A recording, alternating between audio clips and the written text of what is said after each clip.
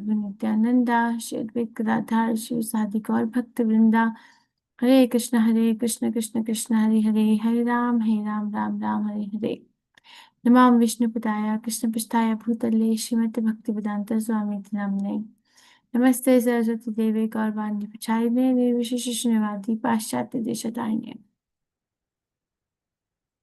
Thank you for coming. We'll try to go over quickly, summary only. But the thing is that this book called Subodhini, Deshamrita Subodhini, has a nice summary of the chapters too, because the chapters itself are very nice. Let's pay our obeisances to Shri Radha Govinda before we start. So mantra 9, we discussed two kinds of people who lack knowledge of Krishna, those who are simply ignorant and those who are followers of the material scholarship. So out of the two, followers of material scholarship are more dangerous, and they both disregard the proprietorship and are degraded to darkest regions of ignorance. 9 also describes cultivation of ignorance and false knowledge. 10 explains true knowledge brings a different results than either of those. Also emphasizes the need to take guidance from Dhira to act in the act of discriminating real and illusory energy. 11 mantra that we're going to do now describes how one must know the relative positions of material and spiritual knowledge to transcend the material energy and attain deathlessness. Vidyam cha yastad vedo bhayasaha avidya mrityum tritva tirtava vidya mritam ashnute. Translation by Srila Prabhupada. Only one who can learn the process of science and that of transcendental knowledge side by side can transcend the influence of repeated birth and death and enjoy the full blessings of immortality. So, one who develops the balance view, process of science and of transcendental knowledge side by side. So, both of them have to know what is knowledge, what is ignorance. Balance view. Prabhupada writes that miseries of the world remind us that we must be engaged in the process of Vidya. So both positive and negative or direct knowledge and indirect knowledge must be there. For example, if you think life is bad, you will start to negate it and end up being an impersonalist. If life is too good and you add some Krishna to it, then you might end as Sahajya, taking Krishna cheaply in material way only to enjoy yourself. So we balance to see the defects of material life and use it as best of a bad bargain. Okay. So is life too good? Is life too bad? No, there's got to be a balance that I'm here. Actually, Earth is the right place. One devotee gave class in Gita the other day. He said, Earth is the right place. In the upper planetary system, there is so much enjoyment. Because there is so much enjoyment, one cannot think of Krishna. In the lower planetary system, there is so much suffering.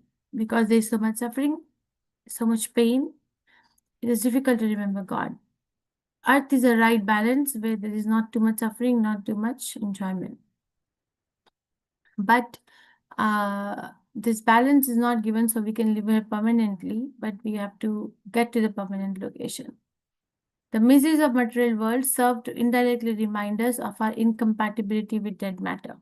Okay, why good things happen in the life of why bad things happen with good people? It's because it reminds us that we are so incompatible with dead matter.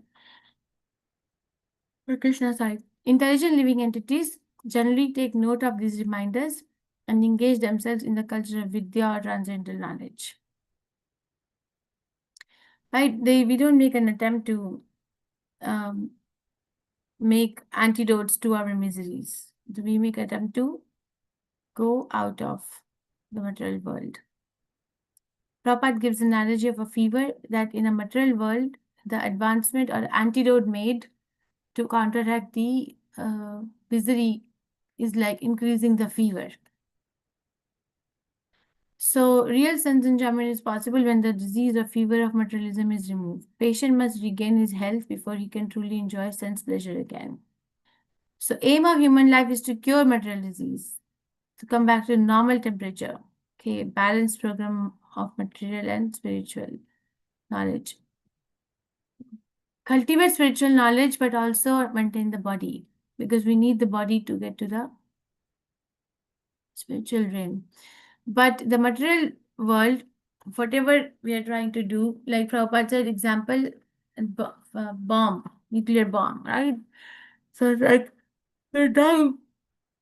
Hare Krishna, sorry, we are dying.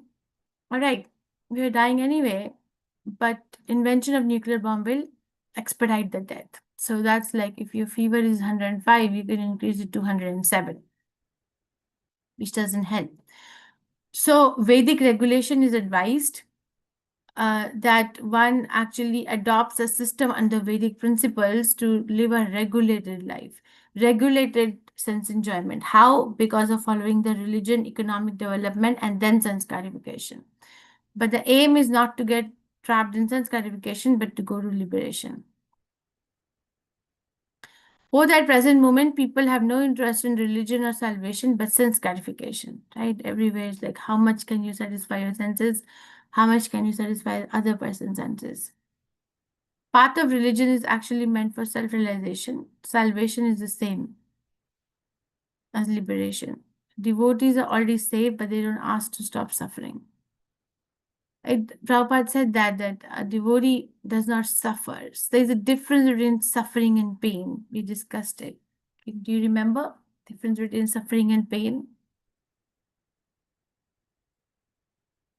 Do you remember anybody? I'm asking Yes, this. Mataji. Yes.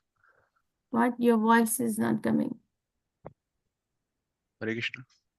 Yeah, Krishna Hare Prabhu. Hare Krishna, Mataji. Yes. Suffering is eventual, but pain is optional. Opposite. Opposite. Pain is non-negotiable. We get pain. For example, if somebody is walking on the road and then, thank you, hit their foot against the stone, there's going to be pain, no? There's going to be this chemical reaction and there's going to be pain.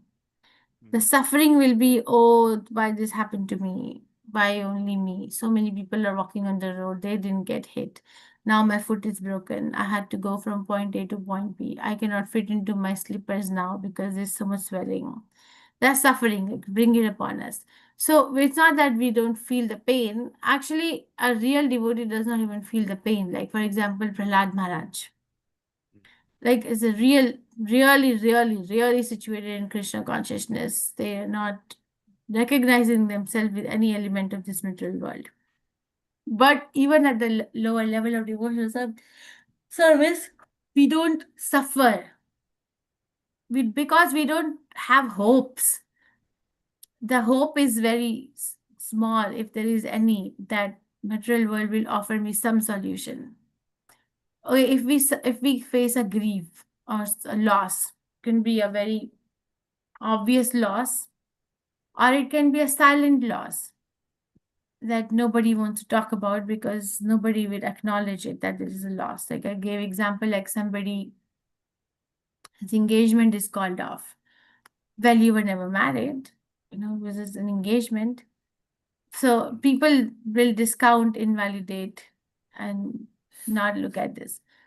But so the person who is left now with that kind of an emotion this is a silent loss. Like there's so many silent losses are there every day. But the person who is in Krishna consciousness, who's trying to cultivate Vidya, will see that the solution to my pain is not in this dimension, because it is just telling me that I'm incompatible with that matter, right? Like we just studied before, few slides ago. The pain is just reminding me that I'm incompatible with that matter, just like reminding me that I have to go towards eternity. I was listening to Gauranga Prabhu's lecture. Not the whole lecture, but I heard only a small bit. He said Krishna removes people. Oh, so sorry. Krishna removed people from our lives not to make us suffer or not to put us in pain, but to actually do the contrary, to save us. But we don't have the holistic vision, so we suffer. But if we are devotees, we will have faith. We may not like what is happening in our life, but we'll have faith. There's an element of faith that Krishna is watching and nothing in my life is happening which I don't deserve. Uh, so material world says that regulation is needed. Results of Vidya and Avidya are the same? No, they produce different results. Vidya becomes immortality. Avidya brings bondage. Understand Vidya and Avidya together in order to recognize and not to fall in a trap of material existence. And understand that what material world is about and how to deal with it and go back home, back to Godhead. So don't get like too hopeful. We don't keep our hopes up. Karmis, if a person is not in Krishna consciousness, because we are living entities, huh? We want hope, we want relationship, we want variety, we want enjoyment, we want progression, we want growth, we want recognition, right? But a person who's not in Krishna consciousness tries to find everything here, everything. Imagine like just can you just imagine like how miserable their life is when you're trying to find everything here and not reading the Shastras, not chanting Hare Krishna, not actually using the body in the proper way. Prabhupada said, in my absence, you read the books. What I have taught, I have written in these books. You can associate with me by reading my books. And this is from the New York Times. This is old now. There's so much more research which has happened since I made these slides. But is it entertainment or addiction? Is it entertainment or addiction? So New York Times article says that we thought we could control it. This is going to the pleasure centers of the development brain, but on the scale between candy and crack cocaine, this is closer to crack cocaine. I'm convinced the devils live in our phones and is wreaking havoc on our children. Yes, the functional MRIs have also shown that this addiction is closer to crack cocaine and also how it leads to degeneration of the frontal lobe of the brain. So you see, we are trying to, this is called non-prescription painkiller, right? All these things are non-prescription painkiller. We are looking for relief. Krishna says, Karshati, Pratisthani Karshati. So we have, and our constitutional position is we are not in any pain. So we are looking for relief, and then we are inventing ways under the umbrella of the Maya or external energy of Krishna to provide us relief. But actually, on the contrary thing is happening, become more and more entangled. Right? If somebody is in too much pain, what happens? Then they say we can't feel anything, we become numb, or they take to alcohol or some sort of addiction or something. But really, is that a relief? It's not a relief. So how do we know what is spiritual, what is material? Something, but how are we using something? Like this body that I have. How do I know I'm using it as a spiritual progress or material? Depending on how I'm using it. So if I'm using it in Krishna's service, it's not material. But if I'm using it for all my energy for human, activities which are in this realm and have nothing to do with Krishna, they're material. So Prabhupada is using cars, flying in the airplanes, material or spiritual? Spiritual, right? There are the questions in your book. Give the English meaning of the name Hiranyakashipu. I didn't go through the whole verse because there are so many of them to cover, but Hiranyakashipu example is mentioned in context to immortality. He thought he was very smart, that he actually became immortal by cheating Brahma into giving him such a benediction. But what happened? And usually the world serves us to indirectly remind of what? That we are incompatible with the matter. Okay, so this verse talks about Vidya and Avidya. Continuing. Verse 12 changes the gears of this particular book. So let's pay obeisance to Shri Radha Govinda again.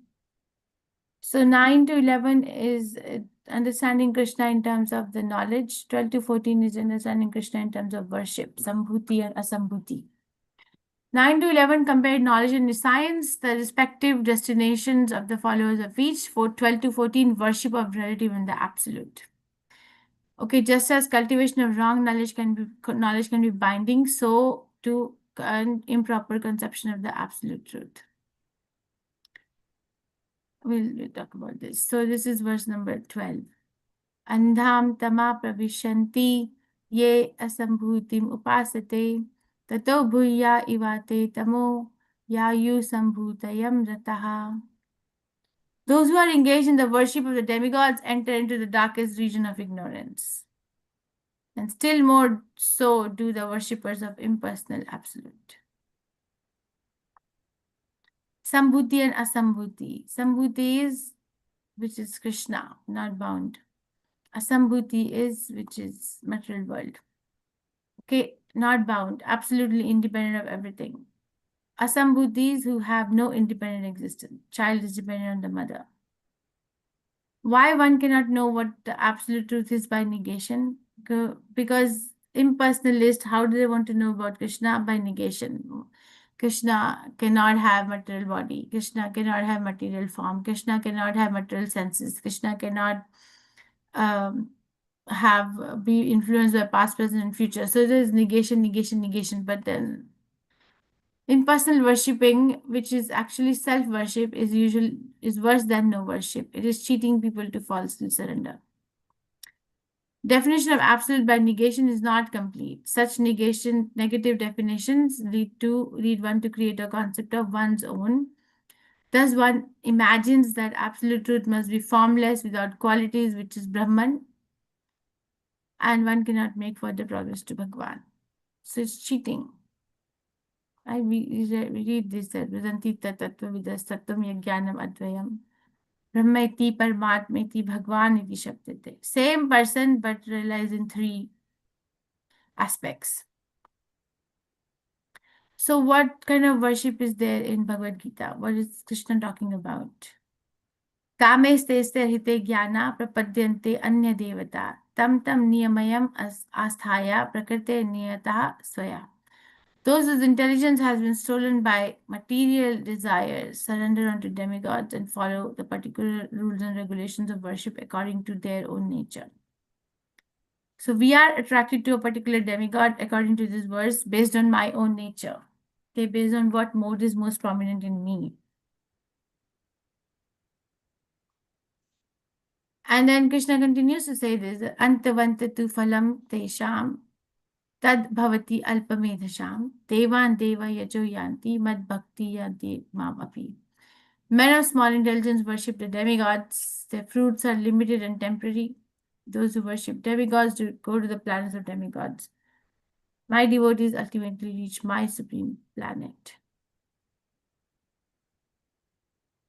Okay, so there are two kinds of worshippers described in this verse. One is impersonalist and one is atheist, right? Or impersonalist, who is more dangerous? So also it is stated in Bhagavad Gita 7:23 that results derived from worshipping of demigods are not permanent, we just said. So the question is, how do we obtain real and permanent life if material universe and everything achieved within it is impermanent? Can we achieve permanent or not? This is a question raised by this verse. How do you achieve devotional service? What does it mean to you? How do you achieve devotional? How do you perceive devotional service? I'm asking you this question. This is a question to you. How do you perceive devotional service and what does it mean to you? Do you perceive devotional service as a way of relief? Because everything else is so painful. You know, my friend Chidi Shakti, she's so nice. She says that every feeling has a meaning. She compares it to an Indian kitchen. Says in Indian kitchen, there are so many spices and they make the food so flavorful. Like there's a meaning behind every spice. So feelings are like that there are so many, everything has a meaning and they make our life enriching, provided we are able to tap into them and learn. But impersonalists negate that there is no feeling. And atheists put their feelings on the material platform. But devotional service bring it to the real world. I mean, that's how I perceive devotional service. How do you perceive devotional service? Rupa Mataji. Indra, yes, Mataji. How do you Hare perceive? Krishna Mataji. When we say devotional service, service is meant for the pleasure of Krishna, but actually, whatever we do, we are also enjoying the process. Mm, Like if we are hearing kirtan or, if we are just discussing Krishna's pastimes, we all are enjoying too. So devotional service, there is a lot of joy in it. I don't know, Mataji, how to put it in words. Hare very Krishna. nice. Thank you. Indra Dimna Prabhu, you were going to say something. I see devotional service as my duty, as my Duty. real, yeah, that's my real duty in this human form of life. So that, I use this, whether what Prabhupada said, the best deal of a bad bargain. We have got this, we left. So as a duty, I do this devotional service as my purification process. And in this process, I get a lot of joy. I enjoy in the process. And, the real joy I get. And ultimately, I get the Krishna Prema, the goal. And by, Very nice. that's the point. So Prabhupada gives an analogy of a coconut. Whole universe is covered by gigantic material elements, just like a coconut covered by a shell and half filled water. But the covering is airtight. The darkness within is dense. Therefore, sun and moon are required for illumination. Stated in Srimad Bhagavatam also, this material world is like a coconut half filled with water. And it's dark and it's covered by so many layers. You cannot escape. Problem of life cannot be solved by going to moon or some other planet above or below it. So Isupnishad advises us to try to set out and reach the spiritual realm. Right? You said we can reach the other planets by different ways. You can reach by spaceship, you can reach by worshipping demigods, which is the most common method, or you can reach by oh Krishna. I don't know what is the other way of reaching. There was a third way, I forgot. It's written in the verse. Anyone remembers? 3 ways of reaching the other planets. One is by spaceship, not moon, you can go to a closer planet, by Prabhupada says. Another one is by worshipping demigods. And the third way maybe leaving up the body. So, but either way, Isupnishad says don't try. So don't try to get anywhere in this material world because there is no permanent benefit. You have to do something which is permanent. I'm not trying to give a negative view of the world. Okay, don't try to think that I'm trying to become like, sometimes when somebody takes to brahmachari ashram, I have seen that. They become like, they develop a very negative view of the life, like grahastha.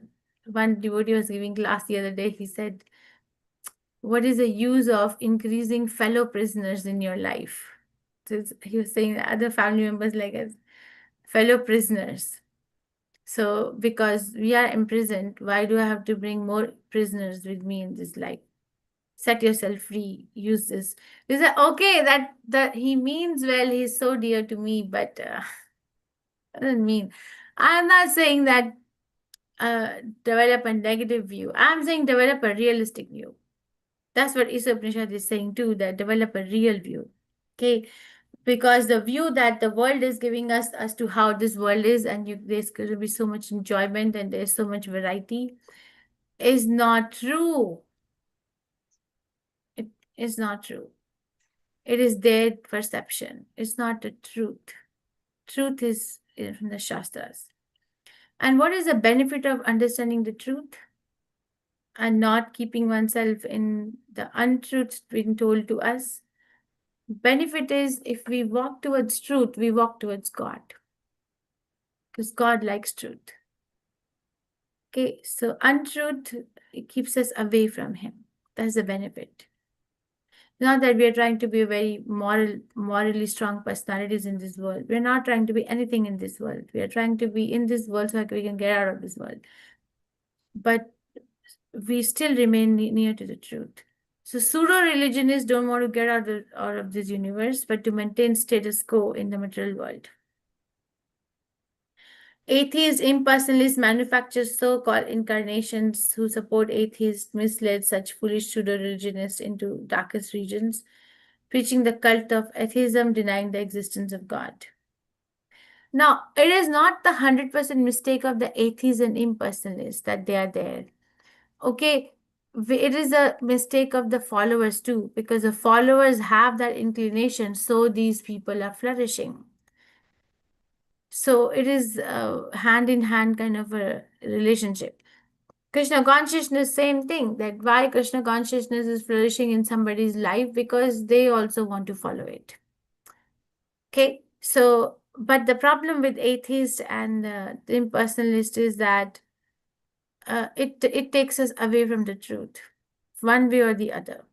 One is negating God, other is saying God is no personality, impersonal. Both are untruth. They have neither knowledge nor detachment from material affairs, becoming so-called acharyas without following the principles. Yeah, so Prabhupada gives two examples. And he's like, you say you're not the body, you're a soul, Brahma Satya Jagat Mithya. But when you develop toothache, you look for ways doctor, ways doctor. And the other thing is that if you are so detached, Brahma Satya Jagat Mithya, then why do we see all these people sitting in the parliament? Because there's no detachment. Why? Because soul hankers for attachment. So accept it, no? Accept it and put it somewhere where it is reciprocated to the fullest. Path of salvation from the material clutches fully depends on principles of knowledge and detachment gained from serving the Lord. Prabhupada, you hear Prabhupada's lecture on 13th to 15th verse. Prabhupada gives one class for 13th to 15th verse. And Prabhupada was saying that how do we develop detachment from the material world is by increasing our attachment to our service. Service is so powerful, and to Krishna is so powerful, and one needs to be there to do it. Pseudo-religionists have neither of those. They just manufacture something on their own. So these are the questions. Explain meaning of Sambhuti. What does Sambhuti mean? Which is fully independent, which is Krishna. Asambhuti, which is not independent. Verse 12. Any questions? I'm going fast. I'm not covering everything. There's a lot in these verses, but you can stop me at any point.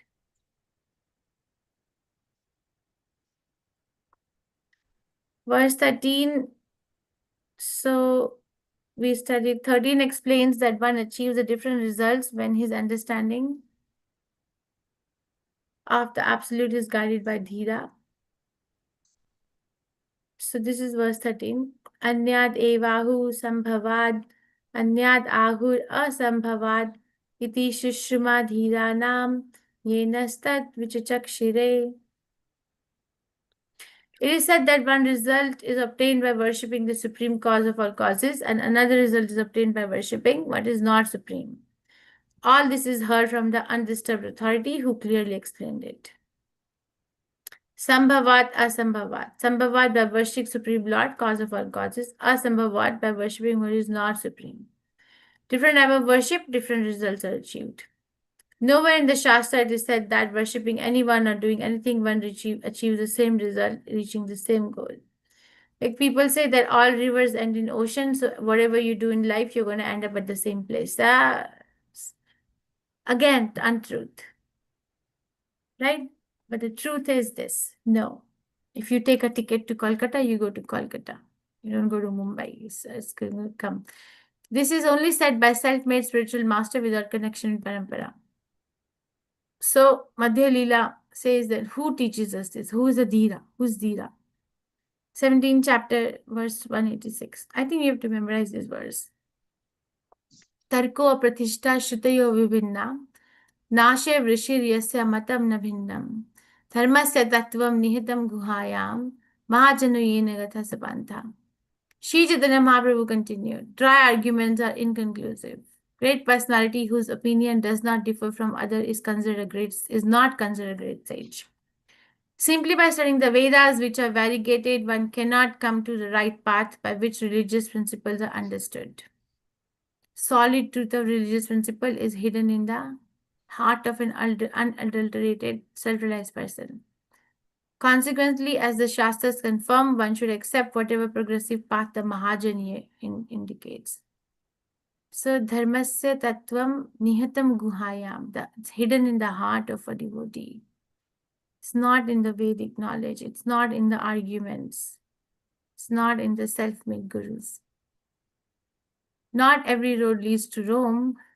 One of our spiritual master cannot say that any of the paths lead to the same supreme goal. Common man may understand a person can reach his destination only when he has purchased a ticket for a destination. Prabhupada gives an example. If you bought a ticket for Calcutta, you cannot reach Bombay. Different destinations according to different worships. So, Sambhavat and Asambhavat. Genuine Guru is God's representative and speaks about God and nothing else. So, how do we hear from the authorities? Should we just sit down and hear? No, unless one hears from Acharya, who is never disturbed. Who is an Acharya? These are the qualities. Never disturbed by changes of material world. There are different, one second. I was reading this. Who is never disturbed by qualities of material world. There are 3 qualities mentioned of Acharya. Has heard the Vedic knowledge from previous Acharya and never presents anything not mentioned in the scriptures. So, who's an Acharya? Never disturbed by material changes. Watch ourselves.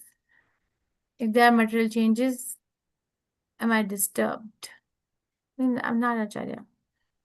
And has heard Vedic knowledge from previous Acharya and does not mention anything which is not mentioned in the scriptures.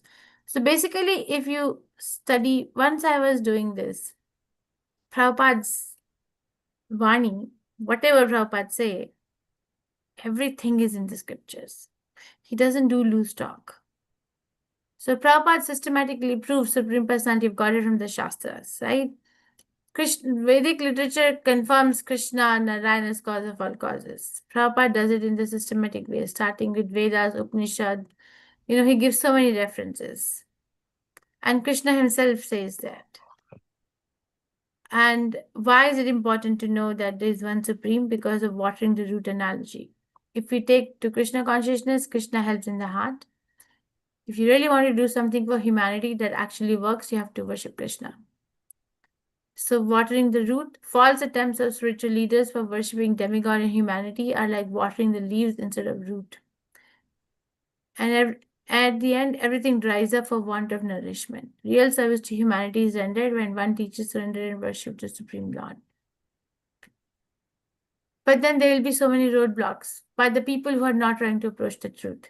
But then that also displays our commitment and determination. Water the root.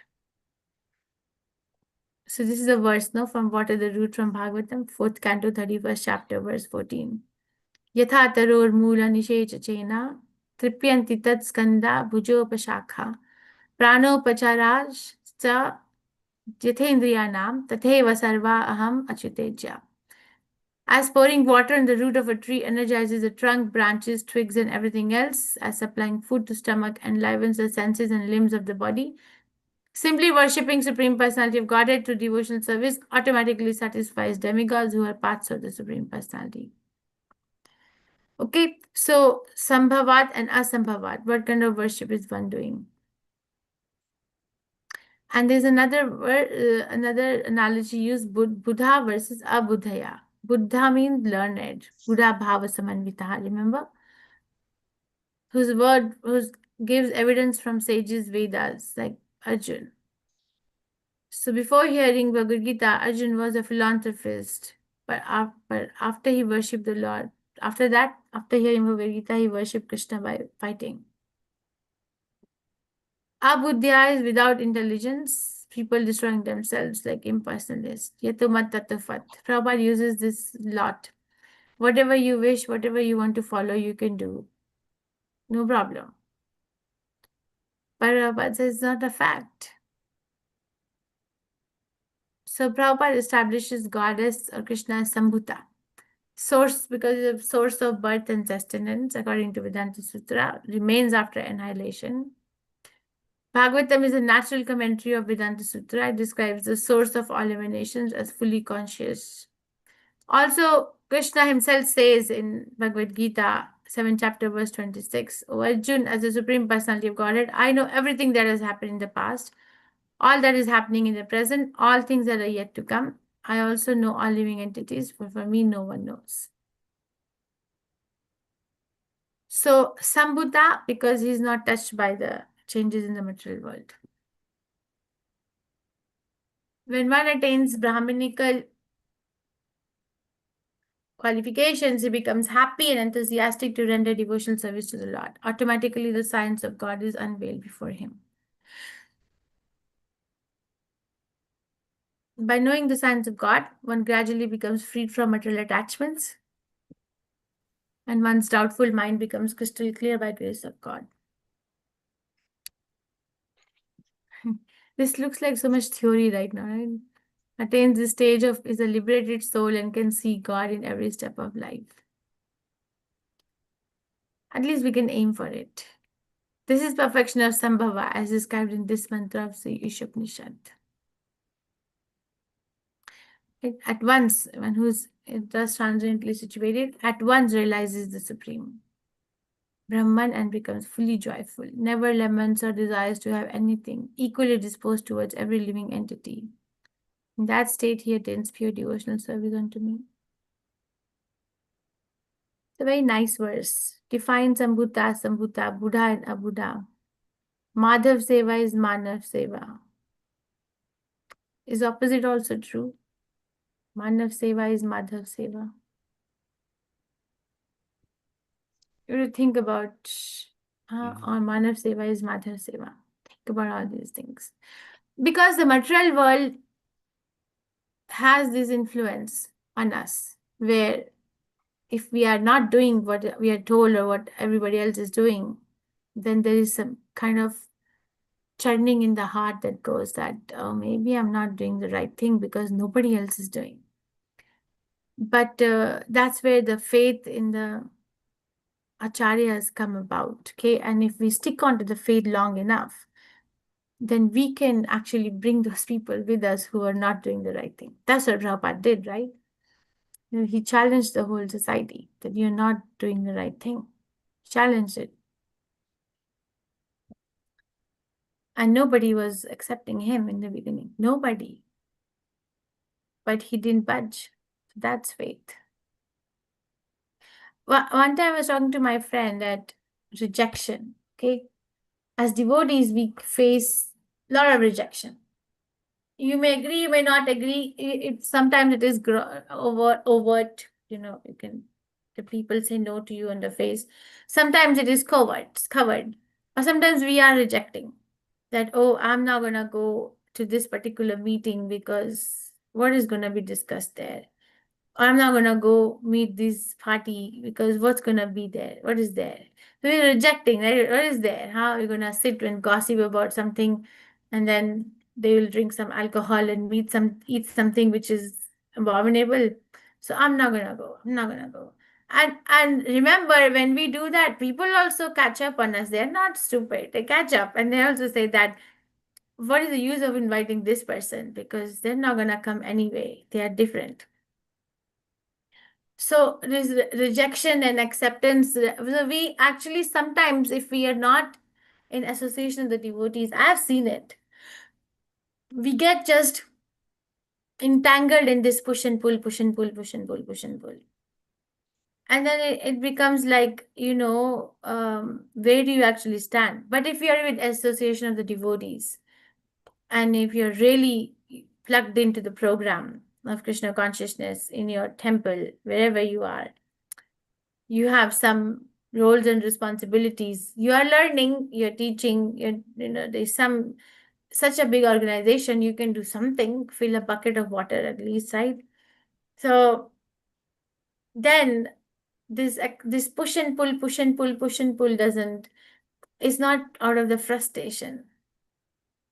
Okay, we are not rejecting anything because says, okay, the work that needs to be done in that meeting, I'm going to take care of it. But my enjoyment is somewhere else. So we're not rejecting it. We're just becoming like Paramhansa, picking up the milk from the water. But if somebody is not plugged into the program, then it's like at this level. I'm not going to go because it's going to be there. It's going to be like a bad thing. It's going to be like, and they're also saying, if this person comes, we'll have to order a different kind of a meal. Say it's mutual, okay? It's mutual. It's not exclusive. But what I'm trying to explain here is that there is another dimension. I've only come to that level so far. I'm not a Paramhansa. It is that there is a different level that, okay, there is some service to Krishna there. Do it, but the enjoyment part is somewhere else, and they are trying to enjoy. That's the problem, right? We don't want to enjoy because we know that is very dry. It's like chewing the chewed. Like, have you ever seen a cow like chewing and then chewing it again and chewing it whole day? At Gita Nagar, I see it all the time. Amazing, huh? They go on chewing and chewing and chewing. You just sit with the cow. Sometimes I go sit with them. I see whole day they're chewing, chewing, chewing. How much can you chew a chewed hay or grass? So it's like, okay, let's talk about the work that's needed. And then, okay, thank you so much. I'm off. So the efficiency everybody likes. I've seen it. Efficient. So because we are Satmika Buddhi, aka Guru Nandana. I'm not trying to look what's there for me or what these people are doing is abominable. No, what's the work? What's my service? Have you done that ever? Yes. Shiva Srinivas Prabhu. Kirti Mataji, you both are in corporate world, like Indra Prabhu also, right? Corporate world. Not anymore. What do you mean not anymore? I'm semi-retired now, Mataji. Semi-retired. Okay, so whenever you go to work, or Shiva Srinivas Prabhu, or anybody who would like to share, like it's like, oh, there is a staff picnic. Yes, it's not that we are going to disconnect ourselves. But then going to the picnic with us, think, oh my God, they're eating such abominable thing. Oh my God, look what they're drinking. Oh my God, they're chewing on the dead body. Better not to go because it's a very low level of devotional service. Um, the devotee will like, okay, I'm gonna go and see that what are the interest of these people and how I can bring Krishna in their life. Okay, I'm gonna go and I'm gonna see like what is, because a person who's chanting Hare Krishna can actually pick up on the psyche, right? They can pick up subtle things. If you're really chanting for a long time or attentively, you can pick up. I have seen those devotees that because the program of Nityananda Prabhu and Chaitanya Mahaprabhu is for the lowest. It is for the lowest. It's for the lowest to bring them to the platform of Krishna consciousness. So if I go and says, oh my God, oh my God, oh my God, then it is not coming from the platform of Krishna consciousness. It is still mental. Better, still mental. We are still trying to protect ourselves, but there comes a stage where like, okay, Krishna will protect me. Let me see what I can do for him. So absolute, okay, now verse number 13, we studied one achieves different result by Sambhavat and different by Asambhavat, and this we hear from Dhira. You have a question? Yes, Mataji. So just wanted to get a better understanding of what you were explaining. So yes, we do have such association where we sometimes, like Christmas parties, New Year parties, or some other gatherings where we have to go. We must go, and we go Yeah. there just to make our mark our attendance that we have been there, done that. And then me and my wife, we are always struggling. Okay, what do you have without onion, garlic? Can you make it without with after washing your hands or changing your gloves and this kind of stuff? But yes, but both of us are non-judgmental. We don't judge people. They are in their own process. There is their own path that and we don't have the position to judge them for that. But we try to maintain our dignity. We try to maintain our path that we are. Distance, which is fine. Yeah. So you that's how we are taking it as of now. Yeah. We are we are not negating them at all, because we are in that in this world we have to sometimes face all these things. But what should be the ideal? We are not Uttamadhikari. He's an admirer. He's an admirer of the Tamadikari, but you see, you'll have to grow in your own journey. Okay, what if your Guru Maharaj is going in that meeting? What will be the temperament? You know, the best example, I like this person a lot, Hridayananda Maharaj. You see Hridayananda Goswami, who started Krishna West. He's a sannyasi, but he wears shirt, jeans, shorts, goes and associates with people at the beach or wherever, and talks to them, just talks to them and get to know them, and then somehow invites them to his program. His program is like very much Western community oriented, where they introduce this yoga and mantra meditation, and then they just like introduce this vegan diet, and introduce the recitation of these mantras, which are very like spiritually potent, which of course is a Hare Krishna mantra. So if we can develop a program in your temple like that, like Gita Nagari is also becoming like that, is meeting the need of a person who non-judgmentally. So Gita Nagari is also becoming somehow or other come. I'm seeing it. But initially, in my initial days in Krishna consciousness, it was more of a self-preservation, like more of a like, I should not become contaminated by this contaminating association. I have to save myself, and I have to like, get out of here as soon as I can. Why am I here? Krishna, what is my karma? And we all go through the stages, okay? We all go through all this. But eventually, understand that I have to rely on Krishna's protection and figure out what is my service that I'm here. Figure out. If you have an ability, make some cookies, offer to Krishna and take it. One of my friends does it. She's a teacher That's a at good idea. school, and they have this parties, at school, Thanksgiving party and all. So she cooks, bakes something and takes it. Um, and then she just like be herself. Devotees are very nice people, You're really devotee. You're very nice. You become a very nice person. People want to hear from you. People want to, because you can touch upon the topics that nobody else touches upon. You can say that, one time we were having this talk, it was 2 years ago, I think. What is the thing was going on in America? My body, my right. What was it? The movement that abortion was going to be made illegal, and then they were Yeah, like, my body, my right, or something like yeah, that. yeah. I heard about So it. Yeah. one of the my resident, she was like very pro in it. She's like, yes, this is correct. Like a person should be allowed to do whatever they want to do. No, inside my blood was boiling with whatever she was saying. But then I said this, you see, the thing is that ultimately everybody wants to be happy. Like they're chasing for happiness, right? They want to do something which will keep them happy. But is that the way to real happiness? Or either, whether you say yes to abortion or no to abortion. The bottom line is that we have to stop the activity that leads to such decisions. That will lead to happiness. The discussion changed, right? The whole mood changed. Okay, states 1, 14 verse mantra, the one who must know the spiritual and material energies.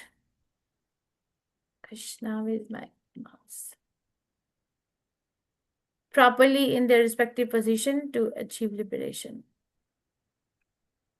Sambhutim cha vinasham cha yastad vedo bhayam saha vinashena mrityum tirtva sambhutamritam ashnute.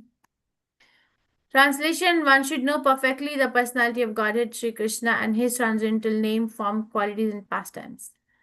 as well as the temporary material creation with its temporary demigods, men and animals. When one knows these, he surpasses death and the ephemeral cosmic manifestation with it. And in the eternal kingdom of God, he enjoys eternal life of bliss and knowledge. Why is it important to know also? Why is it important to also know Krishna's material creation? Why? To know the things in proper perspective. Okay, there's no other reason. We're not trying to become scholars or to read knowers of the material world, but to know things in proper perspective that I'm incompatible with this place, and I have to work on getting to eternal. Sambhutim, the eternal personality of Godhead, name, form, pastime, qualities, paraphernalia, is Sambhutim. Vinasha is temporary manifestation of demigods, men, animals. No one, okay, nobody, demigod, man, animal, or plant, in contact with material nature can be beyond 6 laws of transformation: birth, growth, maintenance, production of byproducts, deterioration, and finally death, and survive forever in the material world. Scientists and politicians are trying to make this world deathless because they have no information about deathless spiritual world. Right, Prabhupada gives example of this, or maybe somebody, it may not be Prabhupada. I think it is Prabhupada. Or Krishna, McDonald. Disney World person, what was his name? Walt Disney. So one who made the Disney World, when he was dying from lung cancer. So he gave a lot of money to the scientists to say that when I die, just save my body. And the day you invent an injection or some medicine by which you can revive me, then bring me back. So he actually made patents and logged money, and very big cooler was made. And his body was saved in that place. And the so-called scientists were doing research to find out if there is something that this is all there. You can read all this. But what happened, a lot of his wealth was being consumed to develop so-called medicine to bring him back, and the relatives didn't like it. So one of them went and unplugged the cooler, and the body decomposed. This is what happened, you know. This is such a drama place to be in.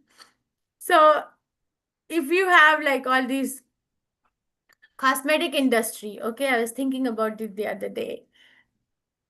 Cosmetic industry gives you this image that you have to look a certain way. Now, the perception of how we look beautiful is coming from material world, a spiritual world, because spiritual world, we don't see anybody having wrinkles or gray hair or rotten teeth or distorted bodies. Everyone is very pretty and well formed. So the concept is coming from spiritual world, but the cosmetology, is teaching us that you don't have to succumb to the time factor acting on your body. Here is a cream which you apply, anti-aging. Your skin will remain firm. Now, Manisha Prabhu tells us that his theory is that we grow old because we are losing moisture. The water content is decreasing. Okay, and wrinkles. So, okay, somehow or other, increase the water content in the cells by vitamin C or serum or whatever. And then you look beautiful, you feel young, you're so nice. Oh, and then one time I went to this conference in Boston. It was Harvard conference. The Harvard conferences are very, intense. They're intense because there's so much information in very less amount of time. They had brought this person who was an exercise physiologist. And he looked like he was no more than 28, 29-year-old. But his original age was late 60s. Because he was an exercise physiologist. He had activated those body parts where a normal person would never reach because of exercising. So I was listening to him and I was thinking that the purpose is that you want to become deathless, right? I'm appreciative of the effort that this guy did. The purpose is to become deathless, but that's not true. It's not true. So I'm not gonna go to the. I'm not saying I'm not gonna exercise, but I'm not gonna get succumb. Chidi Shakti explains this in a very different manner. She says a human being has been endowed with a special ability by Krishna, and that ability is attention. So this is wherever we pay our attention, our consciousness flows there.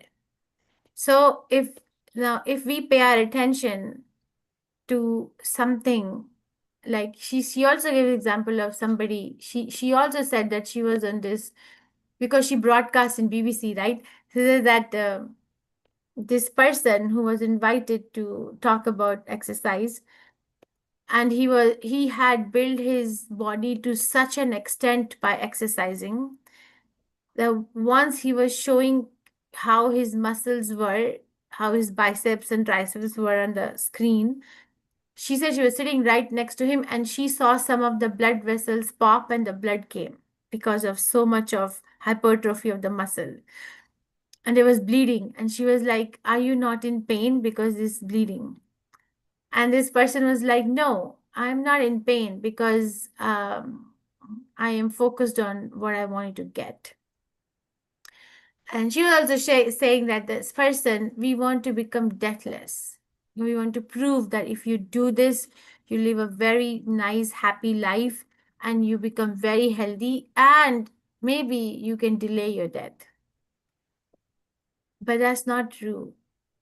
Again, by no means we are not trying to say that don't exercise. It's important. Actually, Bhaktivinoda Thakur talks about exercise a lot in I'm forgetting the name of the book, but I read it. My Gurumaj made me read that. But understand that scientists and politicians are trying to make this world deathless because they have no information about deathless spiritual world. So they are working with ignorance. Okay, you don't need to do that.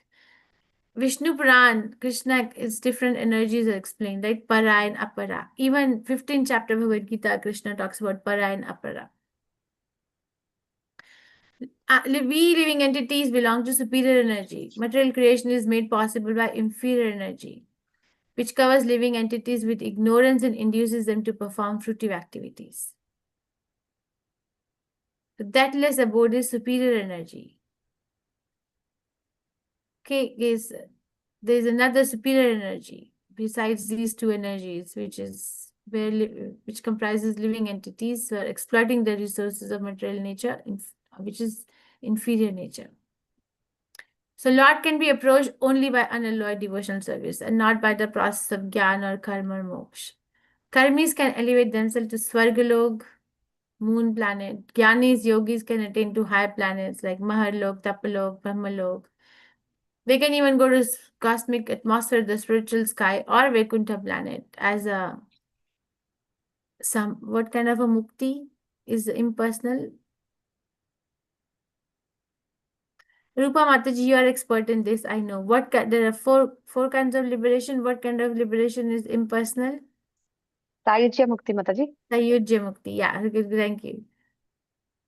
But no one can enter the Vaikuntha planets without being trained in devotional service. So we can enter till the gate, but we cannot get inside. Mayavadis and Brahmavadis. Idea is of merging and holding everything is one. The difference is Mayavadis say there is no question of liking or disliking the truth. Prabhupada said it is there. If we want to be saved, we must take to devotional service. Shankaracharya says the form of God is Maya, Brahma Satya Jagat Mithya. They consider everything as aspect of Maya, illusion, even Krishna. Therefore, because of this attitude, they fall down. Brahmavadis are less antagonistic. They're self-realized Brahmavadis from Bhagavatam like Sukdev Goswami's four Kumaras. They believe in Brahman. They consider everything is Brahman, this world, Krishna, but they like it, and because of that, they got the chance to become self-realized devotees. Okay, there was some element that somehow or other they all became personalist. So companies market their products, right? They like the draft advertisements to attract others to Krishna consciousness. Try to make it attractive, thoughtful, to thoughtful, intelligent people. Actually, Namination Prabhu's younger brother, Avinash, he's a marketing director of Red Bull. He used to be a marketing director of Facebook India, but he transitioned to Red Bull, right? So sometimes I would talk to him and he would say that how they play with the psyche of the people to make them buy. They study the psychology of the people, who how they are buying, what prompts them to buy, what kind of drafts, what kind of advertisements, what kind of propaganda one has to make so that people think that yes, this is what I need. I told once I watched a very long time ago advertisement of a mascara. Now I think I maybe I didn't tell here. It says mascara. So mascara is like a liquid where you put on your eyelashes and the eyelashes become like long and curled. So I was just walking by and I saw this advertisement of mascara. So this is like the whole focus was on the eyelashes and how they were before the mascara was, and then how happy and jubilant they appear after you apply this liquid on the eyelashes, and how beautiful the person looks who has applied it. So I like for a second I thought, oh my God, maybe I should have it. I'm like, what are you thinking about? What are you thinking about this? Just a mascara, just the liquid.